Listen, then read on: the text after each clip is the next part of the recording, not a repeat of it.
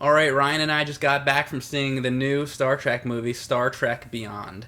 And I want to start talking about this movie by saying a few years back in 2009, which they first had to reintroduce the characters Kirk, Spock, Bones, because for so many years we had the Next Generation movies, so they had to reintroduce the original series, and that's what that movie did. And that movie was okay. They did a good job, I guess, reintroducing the characters. But for a fan of the original series and for Star Trek in general, I wanted a new story. I wanted the next story. I didn't need the rehash story of, because I know all that information, other than some of the new things that they brought into the story, like Kirk's father and this and that, which wasn't really a part of the original story. With the second movie, Star Trek Into Darkness, which was a few years back, you and I saw that together. Right. Pretty much that was just a retelling of the Khan, story, Star Trek II: The Wrath of Khan, and I never understood why they went ahead and created this whole new universe. They set up this whole thing so that they could tell new stories, and then they just went ahead and did Khan again. I thought that was kind of ridiculous. The first movie reintroducing the characters. The second movie is a rehash of Khan. Finally, with this third movie, I finally got what I wanted out of these movies, in that they told a new story, and I actually thought it was the most Star Trek of these new Star Trek movies. Right. I guess the first thing you notice the first thing you want with this movie is you want to change in tone. You want to change in the way that the movie runs, because the first movie had the origin story, like you said. The second movie was basically a rehash. They were like these action serials. It was more Star Wars than Star Trek. They're on the ice planet. They're with the phasers and the. I think that what they were trying to do there was actually bring it back to what the original series was like in the 1960s, how each week was just this new sort of like action-packed. They did it on a low budget back in the 60s, but it was more like Kirk goes down, beats up the bad guy, shoots a couple phasers, that kind of thing. It was more just a Roddenberry called it like Wagon Train to the Stars, but it was kind of like this sort of popcorn, like fun kind of thing. And J.J. Abrams, I think, being a fan of the original, brought that back, where the Next Generation took a totally different tone. The Next Generation wasn't really like that. The movies kind of were. Nemesis did that, had a lot of the action, but the original series was known for the beat 'em up stuff and all that. And I think that's what they were trying to go for, not so much emulating Star Wars. Maybe somewhat. I'm a big proponent of what happened from Next Gen onward. Like, when we always have conversations, Mike is always like, oh, well, the original series did this and did that. I was always looking at, the Next Gen on, but then, if you look at the situation going from Next Gen to DS9 to Voyager to Enterprise, ratings were going down, interest was going down. It was this huge behemoth of a fandom that had a lot of weight, and you couldn't really bring in new people because so much had happened. They were finally deciding, we're going to reboot the original cast, we're going to get this going, we're bringing in J.J. Abrams and Bad Robot, but all of us are saying, well, you need to do more. It can't just be a reboot, it can't just be Wrath of Khan, it can't just be origin stories. You need to tell what is Star Trek in 2016 with this new crew. And I think this movie is the first movie of the J.J. Abrams verse, or the new Trek verse, that actually tells a new Trek verse story. It is. They did it, and I think that they did it pretty successfully. Let's get into the movie now. We're going to start getting into spoilers, just to let you guys know. There's really no way we're going to be able to talk about this without giving away some spoilers. I got to talk about the trailer. The first trailer for the movie that was released really set a lot of people off, me included, in that the first trailer seemed totally not Star Trek, and it's totally not what we needed at the time. That first trailer came out, and it seemed like a slap in the face, because it did not seem like a trailer to a Star Trek movie. Fortunately, they rectified it, because the second trailer came out, and when we saw that, we were like, okay, this is looking a lot better. I think it's interesting. Anytime that Bad Robot, or the marketing team that they're using, engages people with trailers, with video, with print, with, radio. They're really, really conscious of the fact that there's this core Star Trek fan base, but then there's all these other people. So they had the one advertisement where it has, the rock music, and we're bringing the Beastie Boys, and we're talking about how it's from the director of Fast and Furious, and we're showing action. That's not for us. I think if they would have flipped it, it would have been better. If they would have put the second trailer out first, we would have been, okay, this movie looks all right. Then they put that second trailer. By that point, I would have been okay with it. But the fact that was our first look at this new movie, it was kind of like, this is not Star Trek, which is really a shame that happened, because like there were actual moments where I felt almost like I was watching an original series episode. The dialogue and the conversations between Spock and McCoy really reminded me of the original series. Just the interchanges between the entire cast. There's a scene near the end of the movie, and actually I think my favorite part of the movie was where the crew gets separated, the ship gets messed up and everything, but by near the end of the movie, the crew sort of reforms and they reunite, and they're on this piece of junk ship, and they have to figure out a way to stop the incoming, plague of devastation, and they very quickly devise a way to take down this huge threat just with this shitty old starship.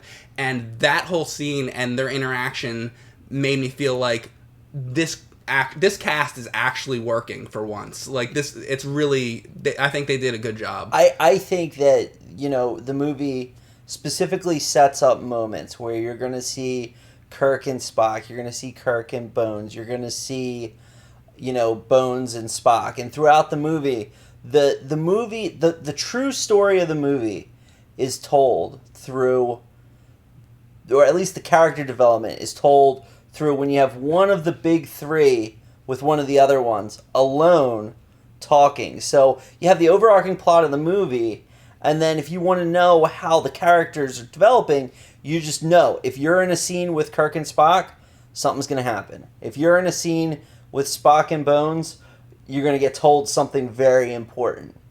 On the other end, you have the minor characters all get their moment, but they're more solo. Like when you have Ahura, she's kind of giving you the exposition of what Kroll, the bad guy, is doing. Mm-hmm. She's like our view into his evil plan. You have, Montgomery Scott is kind of working on fixing, dealing with the alien person they meet who they're, working with, and, his story is like a standalone story. Sulu really impressed me because you can kind of see that he's the one who's going to go on and be the one who gets his own ship later, because he is the most captainly, or the most take charge member of the crew in the entire movie, other than Kirk, even though he loses the ship. And then Chekhov, he's not really in it that much. He has several scenes. But he has several okay scenes, but I think out of everyone who was there, he was the one that they focused on the least. Probably. I will say, though, that I do think that they did a much better job with this movie. Actually, any of these newer Star Trek movies, they've done a much better job getting the entire cast to... because it is an ensemble cast, right. And back with the original series, it was more of the trio. It was the relationship between Kirk, Spock, and McCoy, largely, and then the other characters were a little bit more throwaway characters. There might be a one moment, like Uhura might get one good line in the movie or something, but they weren't really, incorporated very well. These movies do a much better job of that, and The Next Generation also did that very, very well. It worked well as an ensemble cast, and I think Gene Roddenberry intended the original cast to be more of an ensemble cast, but that wasn't the way it worked out. So I think that by making this new cast and these characters work all together the way they did in this movie is probably more along the lines of the vision that Gene Roddenberry originally had and wanted. This movie gave you both. It gave you the trio, and then it gave you everybody else too, and then it even gave you other characters, that they brought in. There was new characters in the movie. That's one of the things I said to you before I saw this. I wanted to see new alien races. We saw that. I wanted to see new technology. We saw that. And I wanted to see just the next chapter, and it gave me all the things that I wanted for the most part.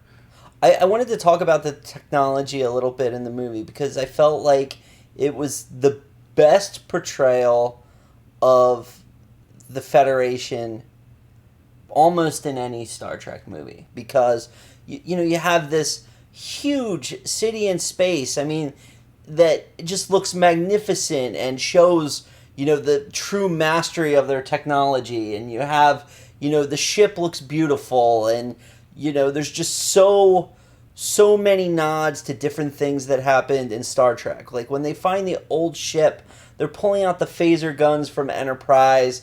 Spock is wearing a coat inspired by that he finds with the patch from the ship that looks a lot like something that Archer would wear. You have, when they're in warp, you see a bubble around the ship because that's kind of a nod to warp and, the Alcubierre drive that NASA actually did research on, like how it would look, just those kind of things.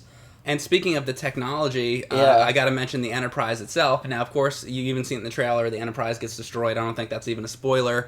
But earlier on in the movie, I thought it was a great nod to the older movies in that early in the movie, one of the admirals mentions that they're working on some new ship, but they don't tell you what it is. And then by the end of the movie, they get the Enterprise 1701A, which is pretty awesome because if you remember the old Star Trek movies, in Star Trek 3, the Enterprise was destroyed, the search for Spock, but by the end of Star Trek 4, the voyage home, they bring the whales back, and they get the new ship, and then they get the Enterprise A. I thought that this was almost a retelling of that, and because this is the sort of alternate dimension of the Star Trek universe, I felt like that was almost sort of their retelling of that story, and I thought it was done very well. Yeah, and it was different, which is really important. It felt like a small movie in a lot of ways, which wasn't a bad thing, but it's like they're threatening this starbase, the ship goes out. I mean, it was really more about the risk to the crew and the ship and the people than they're saving the universe. It was just a high production value episode. Exactly. Is really what it was. Somebody said this. We were walking out of the theater and somebody says, "Oh boy, it's another Star Trek story about revenge." The next story shouldn't be about revenge, right? They've done that too many times. Think that. Think of, my favorite Star Trek movie is Star Trek 4, The Voyage Home. That's a movie not about revenge. Star Trek 2 is about revenge. Star Trek 4 is about communication. In getting those whales to communicate with that alien, and that's how they saved the world. I think that there's other ways to do Star Trek. How about time travel? They've never done that before. We don't need any more time travel. We've seen that. We've seen the revenge plot. They need to bring us something else. Yeah, I mean, it's kind of a tall order because it's so easy to just put people directly into conflict.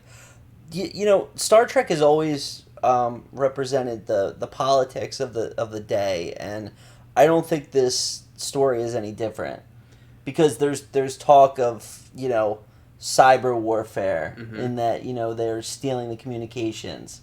There's disgruntled military people. There's biological weapons and terrorism. There's the conflict between the big city and the frontier. There's a lot of those things. So I think it told a political story in a very not heavy-handed way. Right. Well, Star Trek has always done that, especially the original series.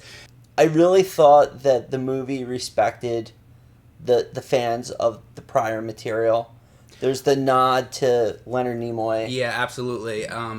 there is that nod to Leonard Nimoy, which is great that that's in there. You know, paying tribute to past franchises is really a good idea when dealing with long established franchises. Star Wars did it pretty well. And this is definitely a spoiler, so turn this off if you don't want to see spoilers. But near the end of the movie, Spock, who dies in the movie, since Leonard Nimoy died, obviously couldn't be in the movie.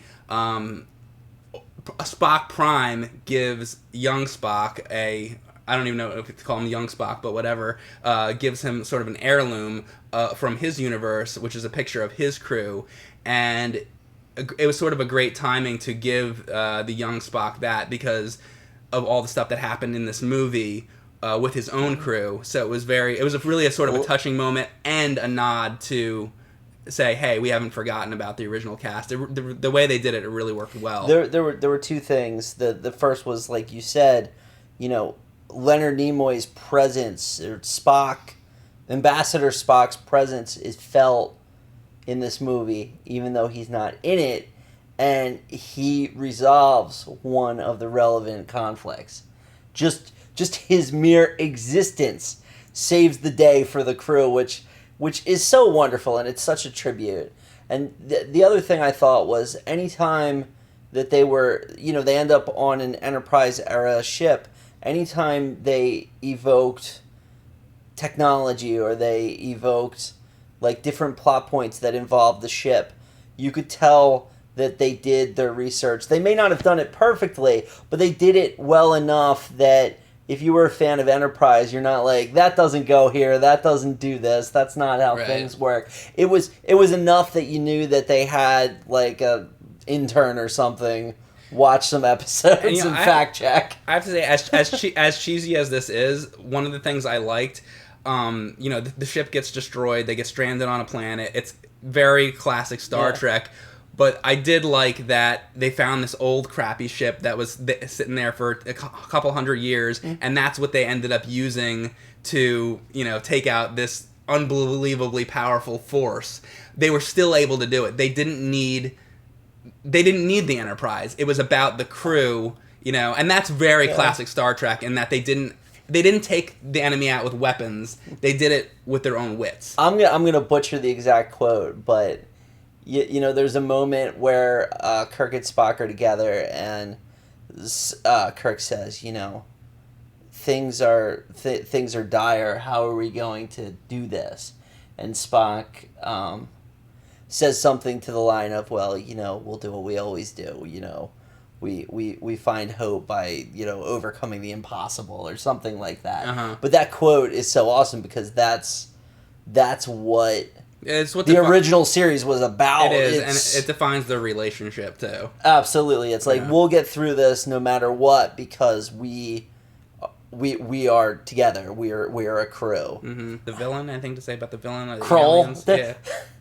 The one thing I didn't like was the villain's name was Kroll. What is he, like, Kroll the Conqueror? Or the Kroll the movie, the shitty Kroll. 80s movie, which was also an Atari 2600 game. Exactly. Like I think, like, if we're going to be critical of the movie, we got this villain. His name's Kroll.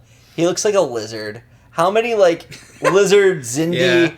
Yeah. I think it's funny. He says in the movie, he's like, well, we fought the Romulans and we fought the Zindi, and now we're making peace with everybody. What the heck? And he kind of looked like the alien in fucking Nemesis. Yeah, he's just like another awful lizard man thing, and then it's like, oh, but just kidding, he's not, and it's.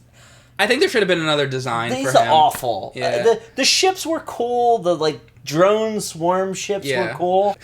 I'll say one thing that kind of upset me about this: the fact that it's been a few years since the last movie, and now we see this movie, and they're like, "Well, now we're 3.5 years into our 5-year mission." It's like, okay, does that mean if they do one more movie, it's going to be like the end? Right. Because it's kind of like I'm used to the episodic. We get this episode. We get this episode. That's the kind of the problem is.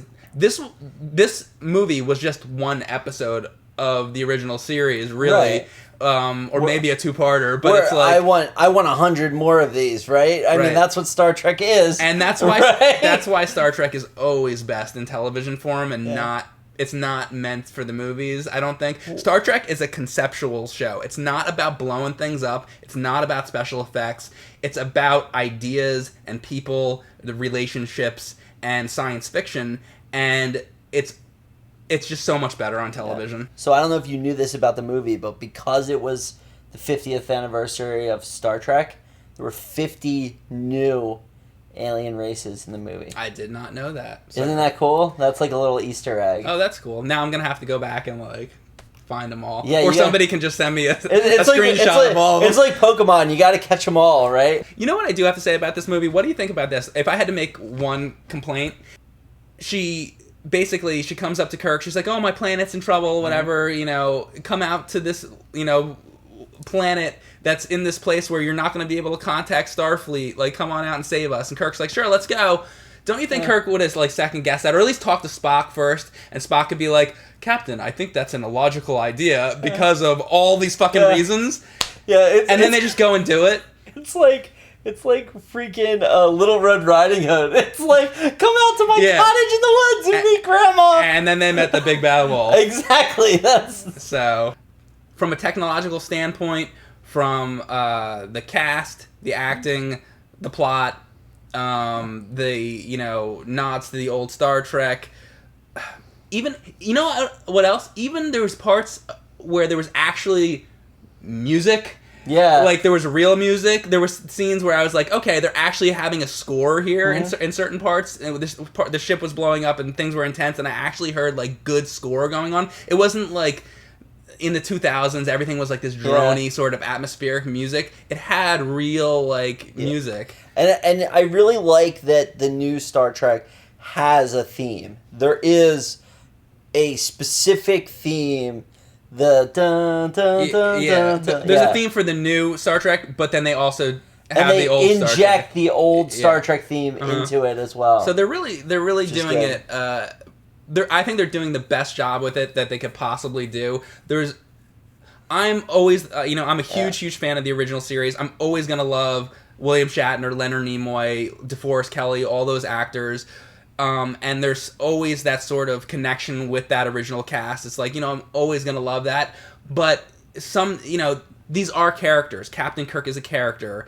Mr. Spock is a character. Why can't it be played by another actor? I never thought I'd hear you say that, actually. I thought that back with the 2009 Star Trek, but this is the first movie where I felt like they were pulling it off. Not that they pulled it off perfectly, but this is the first time I was like, okay, now they're doing a good job with it, where the 2009 Trek and then the Into Darkness, I wasn't very happy with. Absolutely. Yeah. I just want to disclaim to everybody watching this video, when we came out of New Trek, we had a pretty favorable impression of it. When we came out of In the Darkness, it was less favorable, but it was still like, that's all right. A few days later, both movies, we came back and we said we didn't like this. This. Mm-hmm. This movie feels different to me. I feel like it has a better shot, but in 2 weeks from now, we might be like, this is our initial impression. I want to be clear of that. Yeah, that's what you're getting. That is true. I have a better feeling with this movie than with the previous ones. It felt more like an original Star Trek series episode, which is what it should feel like, because that's what they're trying to do. So, go check it out.